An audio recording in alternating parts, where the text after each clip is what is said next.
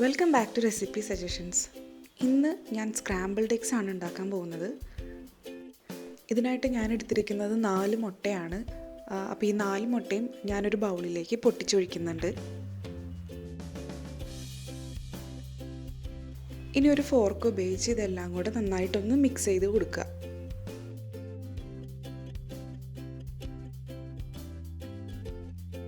ഇനി ഇത് കുക്ക് ചെയ്യാൻ പോവാണ്. ഒരു പാൻ ചൂടാക്കിയിട്ട് അതിലേക്ക് ഒരു ടേബിൾ സ്പൂൺ ബട്ടർ ചേർത്ത് കൊടുക്കുക. ഇനി ഇതൊന്ന് സ്പ്രെഡ് ചെയ്ത് കൊടുക്കുക. എപ്പോഴും ലോ ഫ്ലെയിമിൽ വെച്ചിട്ട് വേണം ഇത് കുക്ക് ചെയ്യാൻ. ഒന്ന് ബട്ടർ കരിഞ്ഞു പോകാനുള്ള ചാൻസ് ഉണ്ട്. അതുപോലെ തന്നെ ഈ സ്ക്രാമ്പിൾഡ് എഗ്സ് ഓവർ കുക്ക്ഡ് ആയിക്കഴിഞ്ഞാലും അത് കറക്റ്റ് ടെക്സ്ചറായിട്ട് നമുക്ക് കിട്ടില്ല.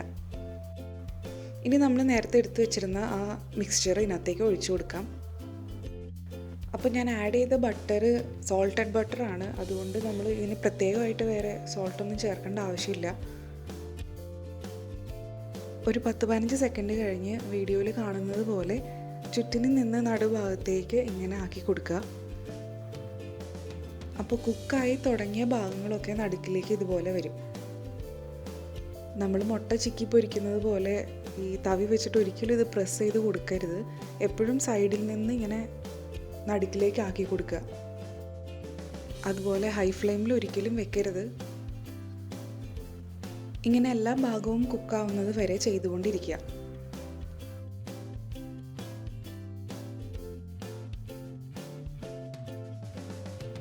ഇപ്പോൾ ഏകദേശം കുക്കായി വന്നിട്ടുണ്ട്.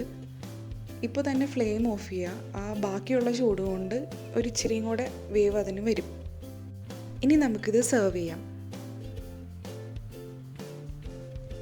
അപ്പോൾ നേരത്തെ പറഞ്ഞിരുന്ന സോൾട്ടഡ് ബട്ടറാണ് യൂസ് ചെയ്തിരുന്നതെന്ന്. എന്നാലും ഉപ്പ് നിങ്ങൾക്ക് ആവശ്യമുണ്ടെങ്കിൽ മാത്രം കുറച്ച് സ്പ്രിങ്കിൾ ചെയ്ത് കൊടുക്കാവുന്നതാണ്.